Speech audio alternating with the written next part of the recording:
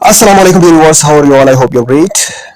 I'm Adnan Khan and you're watching English Grammar Literature. Dear viewers, आज का जो हमारा टॉपिक है वो है सर्किज्म वर्सेस आयरनी। ठीक है, आज की वीडियो में हम इन दोनों को क्या करेंगे, डिफरेंशिएट करेंगे और इन दोनों जो है फिगर ऑफ स्पीच को हम क्या करेंगे, डिस्कस करेंगे ब्रीफली। ठीक है, विद एग्जांपल्स।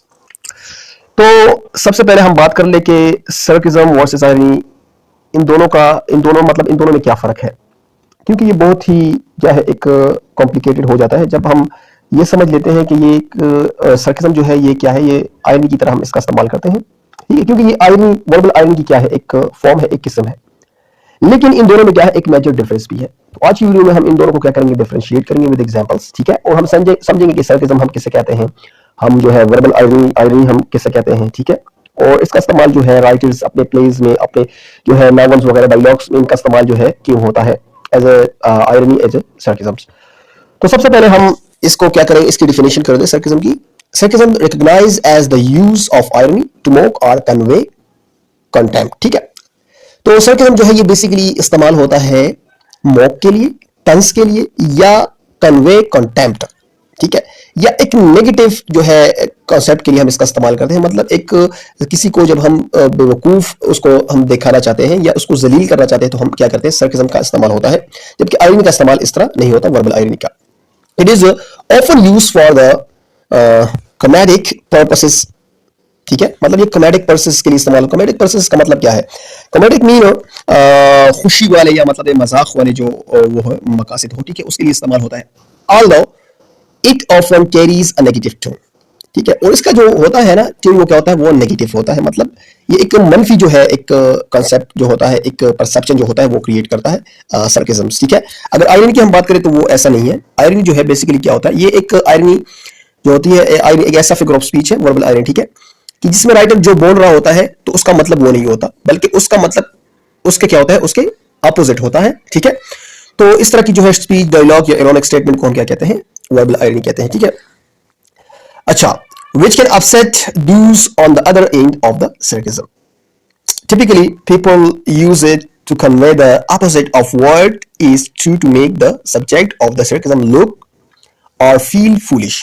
ठीक है, तो सर्किज्म का इस्तेमाल भी हम इसलिए करते हैं कि किसी के ऊपर जब हम तंज करते हैं या किसी को जब हम फूल समझते हैं, ठीक है, या किसी को हम जब एक मतलब उसकी हम करते हैं कंटेम्प्ट के लिए हम क्या करते हैं, इस्तेमाल करते हैं, किसी को जलील करने के लिए या मतलब रुस्वा करने के लिए हम क्या करते हैं, इस सर्किज्म का इस्तेमाल होता है। ठीक है, तो हम ऐसे फिगर ऑफ स्पीच को क्या कहते हैं, सर्किज्म कहते हैं, जो कि वर्बल आयरनी की क्या है, एक फॉर्म है।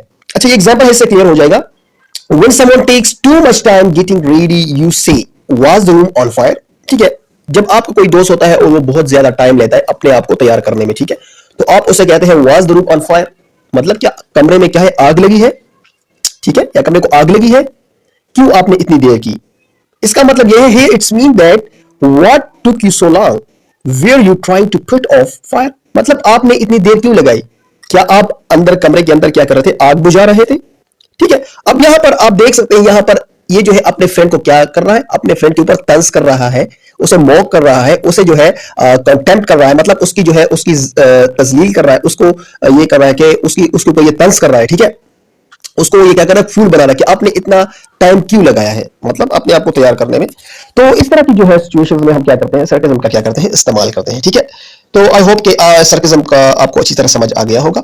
अगर हम बात करेंगे आयरनी की, ठीक है, वर्बल आयरनी की, इन दोनों में अब फर्क क्या है, फर्क तो बिल्कुल आपको वाज़ेह नजर आ गया होगा कि सर्किज्म क्या है, इसका इस्तेमाल होता है सेम टू सेम आयरनी की तरह, लेकिन इसकी जो मीनिंग्स होती है वो, इसका जो इस्तेमाल होता है वो डिफरेंट सेंस में होता है। मतलब ये कि इससे जो हम आउटकम लेते हैं, मतलब उसका क्या होता है, वो नेगेटिव होता है, उसकी ट्यून क्या होती है, नेगेटिव होती है। हम जो है मॉकिंग के लिए इसका इस्तेमाल करते हैं, कंटेम्प्ट के लिए इसका इस्तेमाल करते हैं। ठीक है, या इसका इस्तेमाल जो होता है वो कॉमेडिक पर्पसेस के लिए क्या होता है, इस्तेमाल होता है। ठीक है, अच्छा, बात करते हैं irony. Irony is a form of figure of speech in which the person delivering the ironic statement says something which is completely opposite to what they mean or what the reality of the situation is. ठीक है, तो dear viewers, irony जो है ये एक figure of speech है, जैसे कि हाइपरबोले हो गया, सिमिली, एक्सेमोरॉन, मेटाफोर, ठीक है, पर्सनिफिकेशंस, ऑल दीज आर। तो ये क्या है, इसी तरह सेम टू सेम इसी तरह जो है इसका ये भी एक फिगर ऑफ स्पीच है।